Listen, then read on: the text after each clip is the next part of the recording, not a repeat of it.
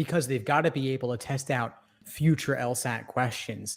They can't just keep reusing the same ones in the bank endlessly because people are eventually going to start seeing repeats, and that affects the legitimacy of the exam. So as LSAC is adding on that fourth unscored experimental section, they're giving it a different name.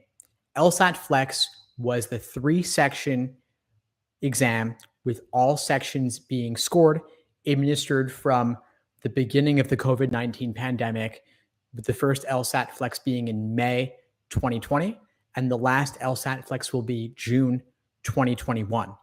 But starting with the August 2021 LSAT-Flex, starting with the August LSAT, it will no longer be called the LSAT-Flex. It will simply be the LSAT. They're calling it the LSAT because they have changed the format fundamentally, reintroducing that fourth unscored experimental section, which can be in any part of the exam, first, second, third, or fourth. It can be before the break or after the break, and it can be any one of logic games, logical reasoning, or reading comprehension.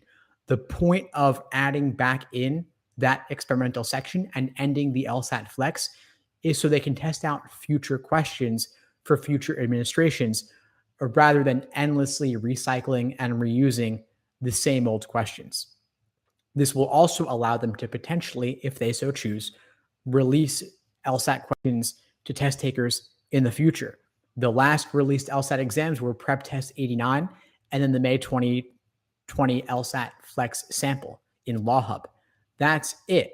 And so if they want to keep putting out those books of 10 exams, or they want to keep adding to their library, they've also got to create more questions and be able to release those questions at the very same time. So if you want to take the LSAT without that unscored experimental section, when you don't know which one it'll be, you want to take it by June 2021. That's the last chance to take it without the unscored experimental section. Starting in August and beyond, it will have that unscored experimental section. So 25% of the time that you invest in your LSAT will be wasted, and you won't know which 25% it is, which is unfortunate, but this is unfortunately a common practice that many test administrations many testing organizations have to offer in order to be able to make sure that future questions they administer are fair and unbiased and best reflect the purposes the exam is meant to serve. So that's why LSAT-Flex is ending, but it will still be online at home with the format for the foreseeable future. LSAC has confirmed that the LSAT will be online as far as June 2022, and it will have this format of 3 scored sections, 1 unknown, 1 unscored experimental section for the foreseeable future, at least the next few years. Any questions, reach out. I'm happy to help.